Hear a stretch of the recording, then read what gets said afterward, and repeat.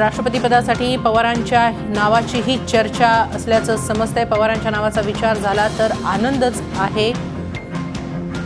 शहांना पवारांच्या नावाबाबत भावना कळवल्या। केंद्रीय मंत्री रामदास आठवले यांनी ही माहिती दिलेली आहे। शहांच्या भेटीत आठवलेंकडून पवारांचं नाव पुढे आलेलं आहे। राष्ट्रपतीपदासाठी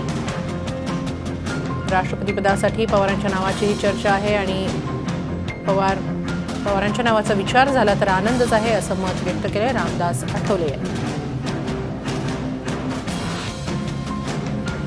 पाहूया रामदास आठवले नेमकं काय म्हणाले।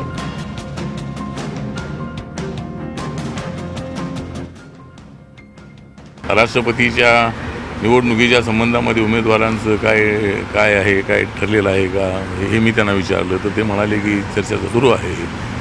आणि त्यांना मी हेही सांगितलं की मला अनेक लोकांनी असे प्रश्न विचारले होते की शरद पवारांना राष्ट्रपती पदाच्या संबंधामध्ये त्यांचा प्रयत्न सुरू आहे, त्याबद्दल आपलं मत काय आहे।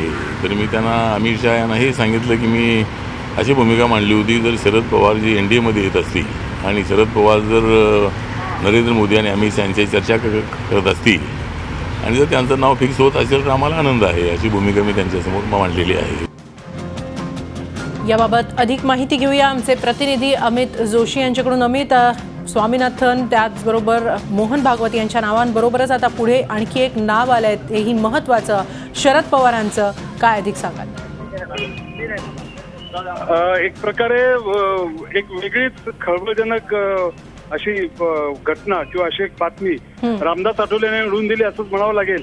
कारण ज्या प्रकारे शरद पवार यांना मुळातच भाजप शिवसेनेकडनं विरोध होत होता किंवा अशा प्रकारचे राष्ट्रपतीचे उमेदवार नकोत अशा प्रकारे जरी खुलेपणाने कोणी बोलत नव्हतं तरी हे गृहीतच होतं की शरद पवार हे राष्ट्रपतीचे उमेदवार असूच शकत नाहीत किंवा त्याला विरोध असणार हे गृहीत धरलं असताना रामदास आठवलेंनी ज्या प्रकारे भूमिका मांडली त्यावरून आश्चर्य व्यक्त केलं जाण्यापलीकडे आणखी काय होऊ शकतं अशी स्थिती आहे। आणि त्याच्यामुळे आता या भूमिकेवर आणखी इतर पक्षांची काय प्रतिक्रिया आहे आणि अशी भूमिका रामदास आठवलेने का मांडावी लागली किंवा एकदम अचानक शरद पवार यांना जवळचे का वाटावे लागले किंवा शरद पवारांना पाठिंबा का ह्याने जाहीर केला, याबाबत आता आश्चर्य व्यक्त होत आहे।